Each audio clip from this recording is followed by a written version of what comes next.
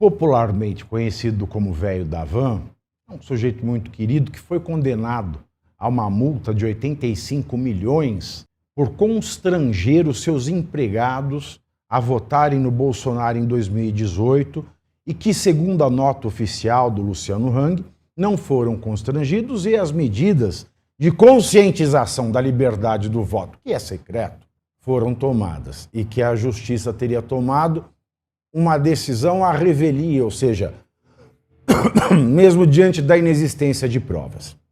E hoje eu vi uma notícia cuja bola já estava cantada na sexta-feira passada, porque na sexta-feira passada eu vi um comentarista, um jornalista de esquerda, comemorando a ampliação de atividades da Volkswagen no Brasil. E esse comentarista de esquerda, o qual eu critiquei na semana passada também, foi meu colega na Jovem Pan, o Guga Noblar, que tem uns comentários assim que só por Jesus Cristo na cruz, ele falava, olha, tá aqui uma notícia que devia ser comemorada.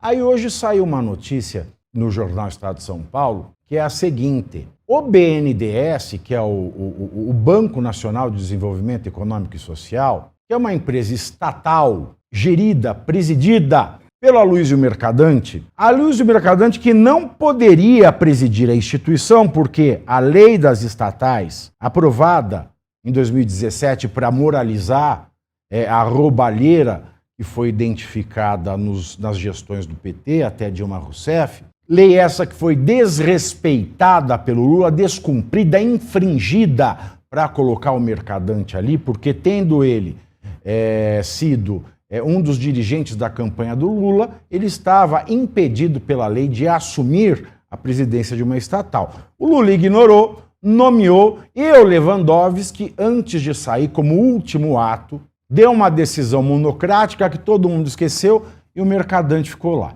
O Mercadante é presidente do BNDES. Na semana retrasada, nós soubemos que o BNDES vai retomar aquela política desgraçada dos governos Lula e Dilma, que foi de criar os campeões nacionais, ou seja, o BNDES.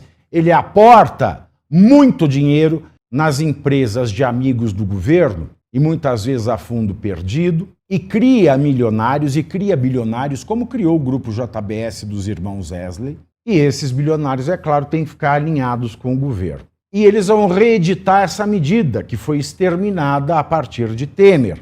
Uma medida que só fez mal para o Brasil. E uma medida, é claro, discriminatória.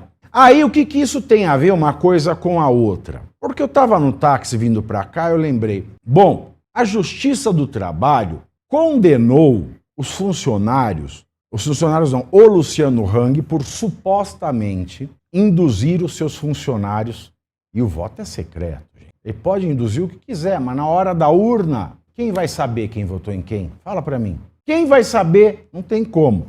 Mas tudo bem, mesmo assim a Justiça do Trabalho veio e mesmo sem prova, segundo o Luciano Hang, o condenou porque ele teria induzido a votar no Bolsonaro. Aí eu lhes pergunto, uma empresa eleita campeã nacional, eleita destinatária de uma fortuna, de um dinheiro que o Brasil não tem, por que está fazendo bloqueio para a pesquisa universitária? Por que está fazendo bloqueio para a educação e para a saúde? Por que não está comprando vacina de dengue? Tem gente morrendo de dengue.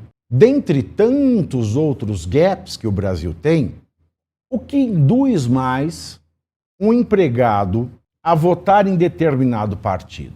Você ser abordado pelo patrão, e patrão geralmente é aquela pessoa que a gente não gosta. Vamos falar a verdade. Patrão geralmente é aquele que a gente faz o que ele manda ou pede porque é obrigado a fazer dentro do trabalho, porque fora do trabalho, geralmente a gente quer fazer o contrário, quer ver a caveira. Essa é a grande verdade. De maneira que um patrão que faz enquete para saber em quem vota, você constrange ali dentro, tá? Mas mesmo assim, você só está fazendo o efeito oposto. O voto é secreto, a pessoa vai votar. Ou seja, é um antisserviço que o patrão faz ao seu candidato. Mas agora, quando existe uma política partidária, porque não é uma política de Estado, você escolher empresas que vão ser beneficiadas em prejuízo de outras, porque é uma medida discriminatória, e nenhuma medida discriminatória é uma política de Estado, mas uma política partidária de quem está no governo, o que é que gera mais prejuízo à liberdade de voto. O patrão ser o bozó e mandar você votar em alguém, ou o político que injeta dinheiro numa empresa, e aí o pessoal, os funcionários sabiam, a gente não foi mandado embora por causa do dinheiro que o Lula pôs aqui. Isso não é abuso de poder econômico? Isso não é abuso de poder político? É para se pensar. E outra, por que os sindicatos que todas as eleições fazem campanha por Lula, por que o sindicato não é condenado em 85 milhões? Não mais, que a Havan é uma só. Se um sindicato tem 100 lojas, por que um sindicato que faz campanha por Lula não é condenado a pagar uma indenização de 850 milhões? Mas parece que ninguém pensa nesse país. E quando eu paro para analisar essas coisas que eu penso, eu chego a essa conclusão. Ninguém pensa nesse país mesmo. Ninguém pensa. E isso é desestimulante. Porque, diante de uma situação, desse dado da realidade, que é, nós vemos o empresário sendo condenado por constranger o funcionário, supostamente, e segundo a nota do Luciano Hang, não há provas, e muito pelo contrário, existem provas bastantes e suficientes para dizer que ele fez justamente o contrário, conscientizou a liberdade de voto em razão de uma fiscalização do Ministério Público do Trabalho, que exigiu que ele tomasse essas medidas. Então, diante desse dado da realidade, quando a gente vê um empresário que gera emprego, que sacia a fome de famílias, que permite que um monte de gente tenha dignidade, se o empresário que só faz bem e toma risco, além de tomar em outro lugar nesse país, se o empresário é condenado a constranger pelo voto, por que não se condena o sindicato?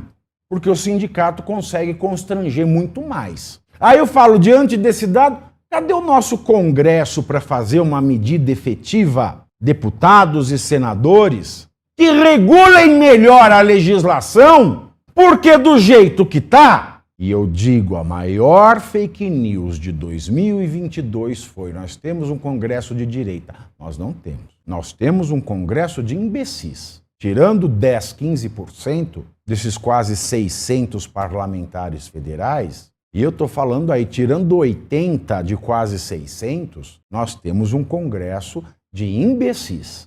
E a situação é muito clara. Se o Luciano Hang tem que pagar 85 milhões por constranger o trabalhador, o sindicato tem que pagar muito mais, porque ele constrange muito mais.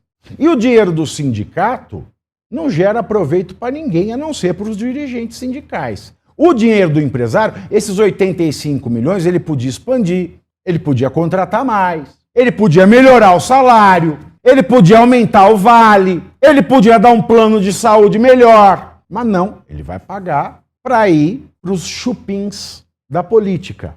E o sindicato que constrange muito mais devia ser condenado em muito mais, até mesmo porque o dinheiro do sindicato não gera benefício nenhum para a sociedade.